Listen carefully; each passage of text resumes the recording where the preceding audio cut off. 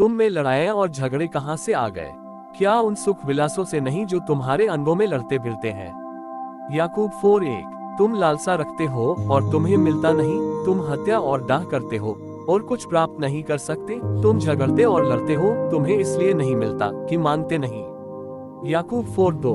तुम मांगते हो और पाते नहीं, इसलिए कि बुरी इच्छा से मांगते हो ताकि अपने भोग विलास में उड़ा दो। याकूब 4:3। हे व्यभिचारिणियों, क्या तुम नहीं जानती कि संसार से मित्रता करनी परमेश्वर से बैर करना है? सो जो कोई संसार का मित्र होना चाहता है वह अपने आप को परमेश्वर का बैरी बनाता है।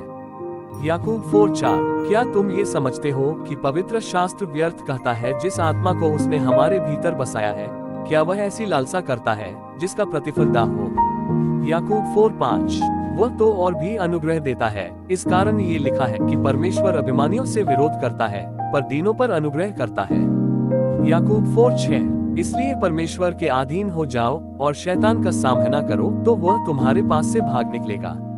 याकूब 4:7। परमेश्वर के निकट आओ तो वह भी तुम्हारे निकट आएगा।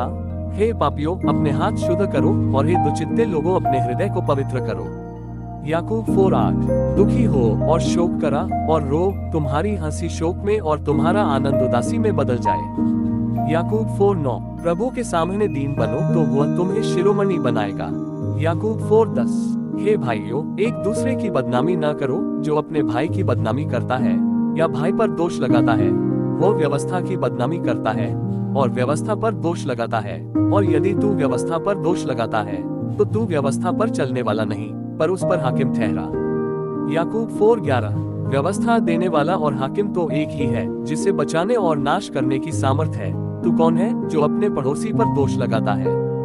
याकूब 4:12। तुम जो ये कहते हो कि आज या कल हम किसी और नगर में जाकर वहाँ 1 वर्ष बिताएंगे और व्यापार करके लाभ उठाएंगे।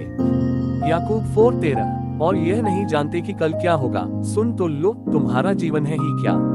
तुम तो मानो भाप समान हो जो थोड़ी देर दिखाई देती है फिर लोप हो जाती है। याकूब 4:14। इसके विपरीत तुम्हें ये कहना चाहिए कि यदि प्रभु चाहे तो हम जीवित रहेंगे और यही वह काम भी करेंगे।